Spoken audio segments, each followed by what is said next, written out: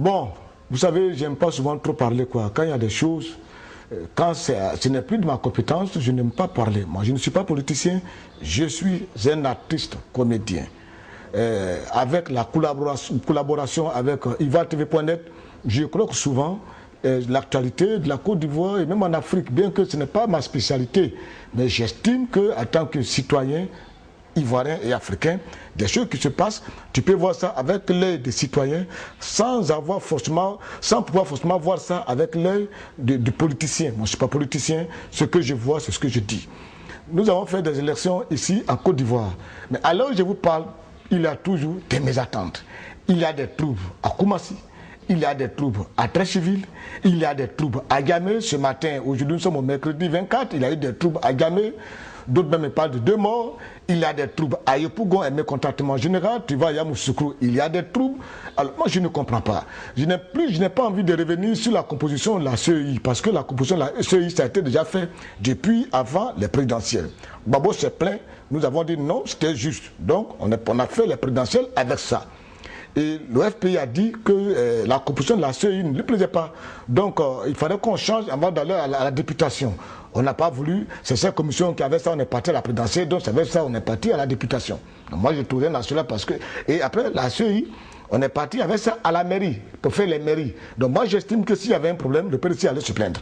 Mais ce que je sais, le PDC ne s'est jamais plaint de la composition de la CEI, mais c'est plutôt le FPI qui se plaignait. Donc moi, cette affaire de composition de CEI, je ne parle pas de là parce que je ne suis pas politicien. Quand ils font les compositions, je ne suis pas là. C'est eux qui sont engagés, c'est eux qui font les choses avec les accords. Donc moi, accord de Ouaga, accord de Makoussi, vous avez sorti CEI, moi, bout de fer, je n'ai rien à tirer dedans. Mais il y a toujours des troubles. Il y a toujours des troubles. Moi, je ne comprends pas quelque chose. Et puis, ça me laisse un peu perplexe, quoi. Tu vois, parce que c'est gênant, quoi. Parce que si à chaque élection, on doit faire des troubles. Chaque élection doit occasionner des morts. La présidentielle occasionne 3000 morts, que les députations occasionnent aussi des morts, et que la mairie aussi occasionne des morts et des blessés. J'ai dit, mais attends, quel est ce système qui a été mis en place avec le PDCI, le FPI, le RDR, qui à chaque fois qu'on va à une élection, ça nous amène des troubles. Mais donc le savoir, c'est vous qui êtes des politiciens, c'est vous qui cherchez des postes politiques. Donc c'est un problème, vous devez le régler pour que nous autres qui sommes à la société civile, nous puissions dormir tranquilles, parce que ça nous embête aujourd'hui, oui. Ben, je ne comprends pas quoi. Le RDR est parti en campagne avec le PDCI. Babo a crié, voulez, personne n'a parlé. On a dit, va là-bas, on t'a battu, c'est pour ça que tu parles. Après, ils sont partis à la députation. Députation, moi j'ai vu des gens qui étaient à Yopougon, comme je suis de Yopougon, j'ai vu un monsieur comme Guégué Bagnon qui était candidat à la députation de Yopougon, qui a crié voulez, on est passé dessus, on est passé. Dans d'autres villes, ça criait voulez, on est passé dessus. Bon, mairie encore, ça crie encore voulez, mais je ne comprends pas. La question que je me pose, comme je ne suis pas politicien, mais le RDR aussi, moi je ne comprends pas quoi, le RDR. Mais quel est ce parti politique? Chaque fois qu'ils doivent aller à l'élection avec quelqu'un, tout le monde crie voulez. Chaque fois qu'il doit passer devant ta porte, voulez. Bon, je ne comprends pas. Bon, comme je ne suis pas politique, je ne sais pas.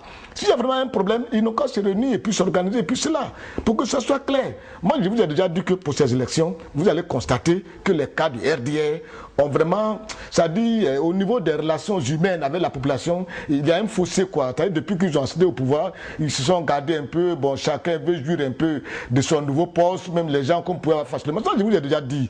Et aujourd'hui, quand tu fais le constat, ça, je vous ai dit que pour ces élections de mairie, Alassane Ouattara va se rendre compte que des gens avec qui il travaille, en fait, ne sont plus en symbiose avec les militants, avec les propres militants, même avec la population. Et c'est clair. Vous avez constaté vous-même. Et le PDCI est en nette progression, les indépendantistes sont en nette progression. Et tu vois, il y a quelque chose. Ça veut dire quoi? Si aujourd'hui le RD est en train de reculer, c'est qu'il y a quelque chose qui ne va pas. Partout, je vous dis que Alassane a un problème. Il a un bon projet, je n'en disconviens pas. Son système est propre, c'est bien. Mais les gens qui animent son système, il a un problème. C'est pour ça que je vous avais dit déjà la dernière fois que le RDR va accuser une régression au niveau de ces élections municipales. Et c'est comme ça. Vous avez constaté, et c'est vrai. Quand je le dis, ce n'est pas parce que je fais la politique ni rien, tout. Mais je regarde un peu. C'est nous qui sommes en ville, c'est nous qui côtoyons des gens. Et c'est nous qui les côtoyons. Nous voyons les manières même de nous recevoir, de nous accueillir, de nous prendre le téléphone afin de collaborer avec nous. Nous constatons un fossé par rapport à quand ils étaient dans l'opposition. Aujourd'hui, ça se constate, et ça c'est vrai. Et se constate aujourd'hui. Et là, le FPI, j'ai cru ça beaucoup pour l'instant parce que aujourd'hui nous sommes dans une situation où le PDCI est en train de créer son ras-le-bol avec, avec le RDA. J'ai constaté à Yopougon, moi j'ai vu Doukouré Moustapha en train de faire une conférence de presse avec l'appui M. Adiko qui est le secrétaire général national, chargé des élections du PDCI. On a vu dans d'autres localités, bon moi je dis bien de Yopougon, c'est ce que je connais bien, partout aussi il y en a, mais est-ce que cela ne peut pas occasionner un dysfonctionnement, c'est-à-dire une séparation, une cassure du RHDP ou demain présidentiel, le PDCI va aller seul, le RD va aller seul. Et n'oubliez pas qu'il y a le FPI qui est là, qui regarde et qui observe. Il peut profiter de la mésentente de ces deux groupes-là et peut frapper très fort. Et ça, c'est possible. Si demain le FPI s'aligne au PDCI, rien n'a fait prendre le pouvoir. Parce qu'en Côte d'Ivoire, là où je constate, aucun parti politique ne peut prendre les élections, ne peut gagner les élections présidentielles sans l'accord de l'autre. Et c'est ça.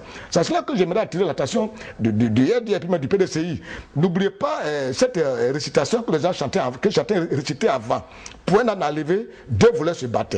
L'un voulait vous garder, l'autre voulait le vendre. Lorsque coup de poing protéin arrive un troisième larron, qui prenait là et partait avec. Vous avez compris ça? Si vous n'avez pas compris, pensez à ça. Pensez à ça. Et nos amis du RDA, vraiment éviter chaque fois qu'il va y avoir des élections, tout le monde va crier sur vous, voulez. Moi, c'est ce que je tenais à vous dire. Je ne suis pas tellement dans les détails, mais je dis c'est tout ce que je tenais à vous dire. Et puis, ce que je tenais à vous dire, c'est que bientôt, nous avons des élections qui vont se faire au Mali. C'est cela que je demande aujourd'hui, je suis en train de m'arranger pour qu'au moins j'arrive au Mali, pour voir la situation sociopolitique du Mali.